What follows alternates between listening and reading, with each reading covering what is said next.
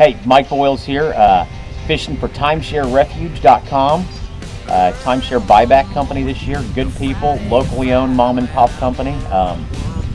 Need to check them out. What we're going to talk about right now is some of the baits and techniques I use.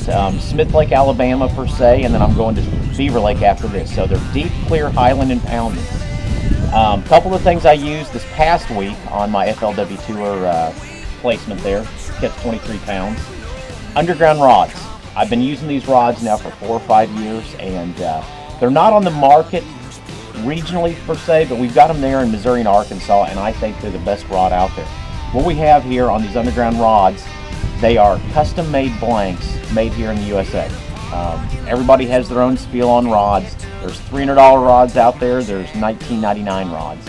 These retail in the $159 range, and what I like best about them is the sensitivity, the American-made blank, and as you can see the handle, it's much larger than a traditional handle.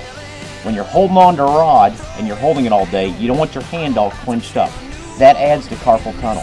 When you have a larger handle, and it's kind of an analogy of a golf club versus a baseball bat, I have much better hook setting power with that larger rod, and I have less hand fatigue throughout the day. So these are the underground rod series. This is a bait casting. This is a spinning. This is a 6/8 medium heavy, and I use this a bunch on my Smith Lake placement with those little shaky heads. On the line I'm using on these things, so again, it's a medium heavy rod.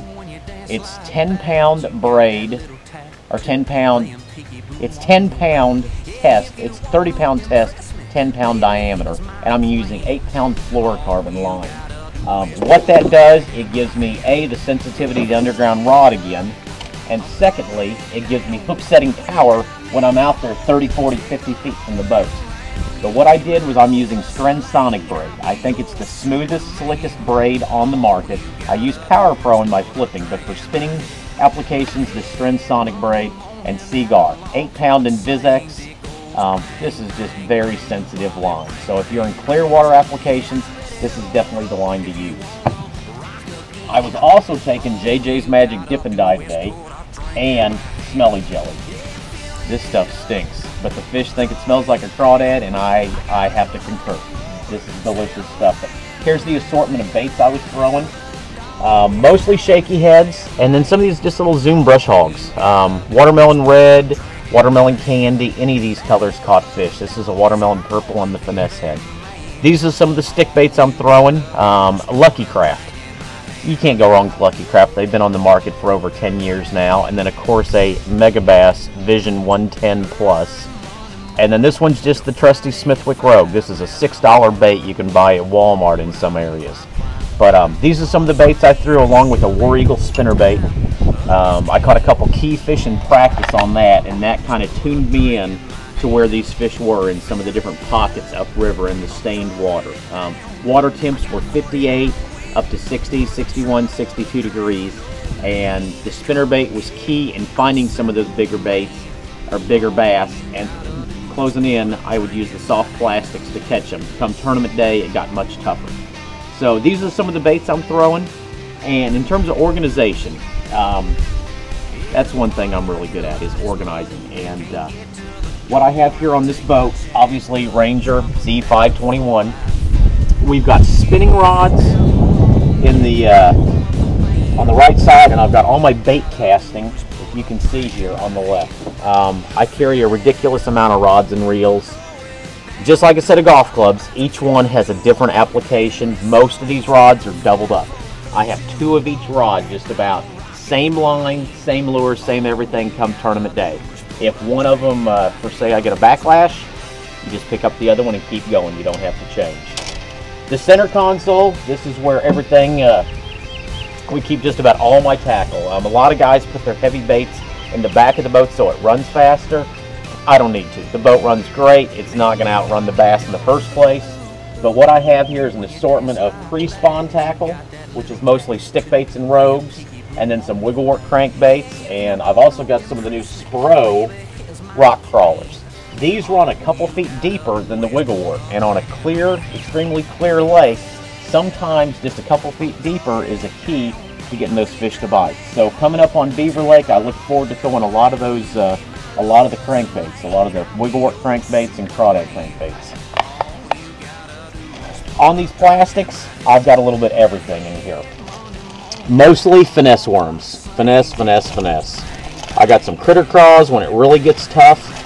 And once I have a limit, I'm going to go to something a little larger. This right here is a Zoom Magnum Finesse in green pumpkin. They make it in 30 or 40 colors. That color right there in stained water or on a cloudy day in clear water, that's definitely the ticket. Another thing if it gets tough, just a little bitty grub. This right here is a Yamamoto. Even the Bass Pro brand is just a fine grub to throw. But this right here, you basically cast out on an 1/8 ounce or a 1/4 ounce jig head and just crawl it back in. Obviously, it's mimicking a small minnow.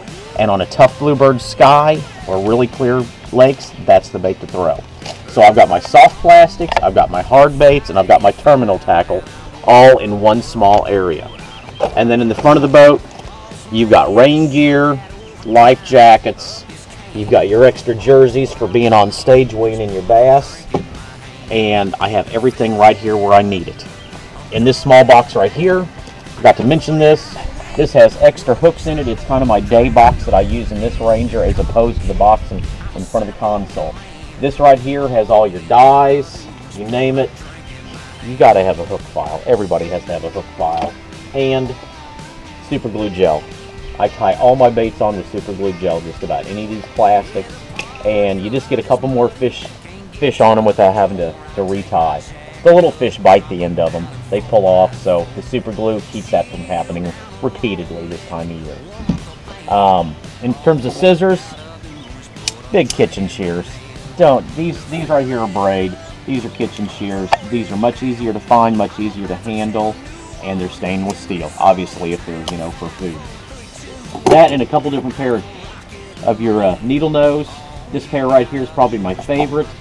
This pair is for hooking deeper fish, small fish that have just about swallowed the hook. I can get them back usually with a larger pair. But that's it for my organization. Everything's right here. This is my office. This is where I do all the work and all the fishing. I'm Mike Boyles. Thanks a lot. When you dance like that, you got that little tattoo playing peekaboo on your back.